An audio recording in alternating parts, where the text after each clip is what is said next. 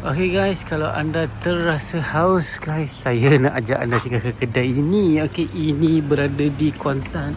Kalau korang lalu highway LPT, dia just about 5-4 minutes daripada exit Kuantan.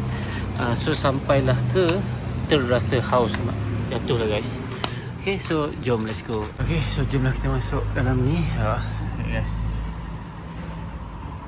very nice guys. Oh, dan yes guys, dia terima card untuk payment. Okay, so jom let's go inside. And guys, surprisingly, saya punya first impression dalam kedai dia is very cozy lah. This is a very well segmented cafe. Di tempat duduk dia ada segmen-segmen tersendiri, so you guys tak rasa lah bare kosong sangat. Okay, ini menu-menu lah benda-benda yang ada. Kita ada cake, batik, pastry, semua benda ni. Ini dia punya morning deal. Korang tengok lah. Okay, you guys can pause the video.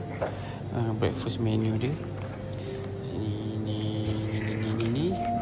dan air lah. Dia di samping dia punya regular coffee menu, dia ada yang cloudy punya series. So saya cuba dia punya cloudy latte ni, kita tengok macam mana lah. Okay, ada fresh juice, ada V60 brew, ice blended dan juga non coffee punya drinks lah. Okay, dia punya special menu air dia, kuih-kuih, and yes, saya rasa dia punya serving size is very generous, so nice. Okay, so itulah guys, terasa haus cafe.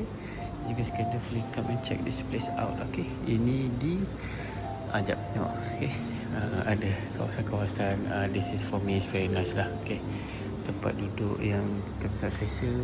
Ni ada board games, dan ni saya rasa mungkin tempat dia buat V60 dia.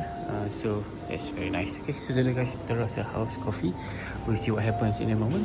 But Kuantan, okay, dekat dengan exit highway LPT Kuantan, just about 5 minutes. Okay guys, so ini nasi lemak dia, very simple and modest looking.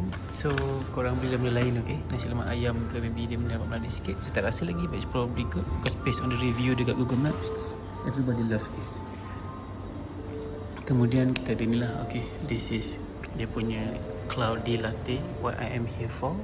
Dia punya texture yang semua indah guys. Jadi kepada anda kalau ada datang, kalau ada lalu LPT guys, korang boleh singgah. Okay, kalau korang terasa haus, okay, alamak, kalau korang terasa haus dan boleh nak cari kopi, boleh singgah kat sini lagi guys. This is Terasa House Cafe, only 5 minutes daripada exit LPT. LPT lah. Okay, so dah guys, jumpa dalam video selanjutnya. Don't forget follow for more, subscribe. I'll see you guys in my next video.